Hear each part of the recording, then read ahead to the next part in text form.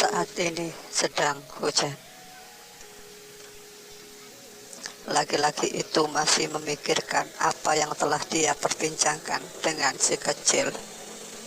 Dia tak bisa memejamkan matanya sejak perpisahan itu, hingga si kecil lah yang mengingatkan laki-laki itu secara tidak langsung bahwa lupa adalah sifat manusia, bahwa lemah adalah sifat manusia.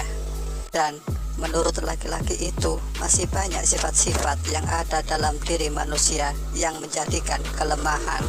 Tapi karena manusia itu lupa dan mempunyai cara berpikir yang lemah, membuat manusia itu merasa rendah. Laki-laki itu pun keluar dari rumah, duduk di teras, dan sekali lagi tak ada apapun dalam pikirannya. Dia mencoba merenungkan kisah hidupnya, tapi tak satu pun cerita yang dia dapati. Bagaimana menurutmu tentang pertanyaan gurumu itu? Tentang sesuatu yang berlomba-lomba untuk menuju sesuatu itu. Laki-laki itu pun tersenyum gembira, seakan-akan yang ditunggu sekian lama telah tiba. Dia merasa senang akan kedatangan si kecil di dekatnya. Kalau menurutku, pertanyaan guruku akan menjawab tentang pertanyaan tentang apakah roh itu lupa akan penciptanya, dan kekeliruanku tentang cara aku berpikir. Kamu ingat di kisah sebelumnya, sebelum Sang Maha Pencipta menciptakan alam semesta dan jagat raya dengan hak, beliau menciptakan alam ruh suci dan manusia tidak tahu akan alam itu. Dan seperti penciptaan manusia yang pertama, mungkin sama. Dalam arti sama-sama ditiupkan atau diberikan ruh suci itu agar sesuatu itu hidup. Dan media atau wadah atau tempat untuk ruh itu hidup berupa unsur atau zat. Bisa tidak bahasanya mudah untuk dimengerti? Ada cerita di dalam kitab suci, setelah manusia pertama diciptakan, malaikat pun protes dengan alasan mengapa menciptakan makhluk baru yang hanya berbuat kerusakan, sedangkan kami tak henti-hentinya mengabdi.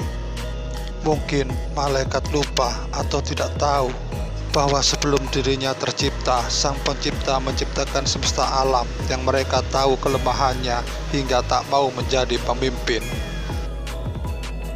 Kemudian Sang Pencipta menciptakan malaikat, dan mungkin malaikat pun tidak tahu atau lupa bahwa dia juga tidak bisa menjadi pemimpin karena wadah atau tempat atau rumah yang didiami memiliki sifat atau karakter hidup pula, tapi berupa wujud atau ada. aku menyebut wadah, tempat, rumah adalah benda, dan setelah benda itu menjadi satu dengan ruh, barulah mempunyai nama. Lalu malaikat itu pun disuruh menyebutkan nama-nama itu, dan tidak ada yang dapat menyebutkannya. Setelah benda tanah diberikan ilmu tentang nama-nama benda dan menyebutkannya kepada makhluk cahaya, mereka pun menyadari kelemahannya. Dan dari cerita itu, apa kesimpulanmu tentang makhluk itu?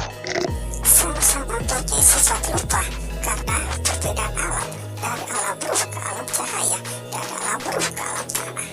Tapi itu masih belum menjawab apakah ruh itu lupa akan penciptanya. Kita kembali ke pertanyaan cerita guruku. Sesuatu itu berlomba-lomba menuju ke sesuatu. Persamaannya adalah ruh ditawarkan untuk menempati benda berupa semesta alam dan seisinya dengan hak. Dan ada yang mau dan ada yang tidak.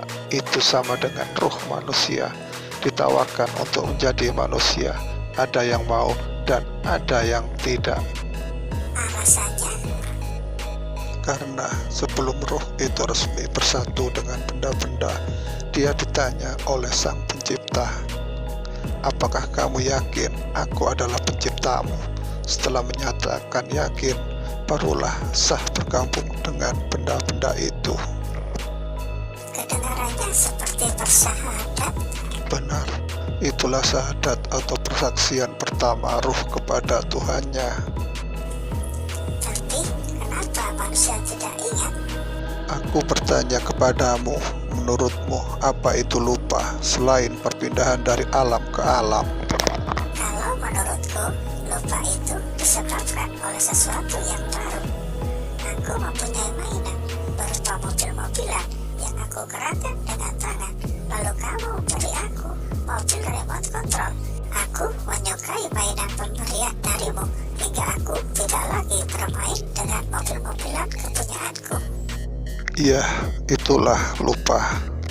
Tapi apakah ruh masih ingat akan Tuhannya?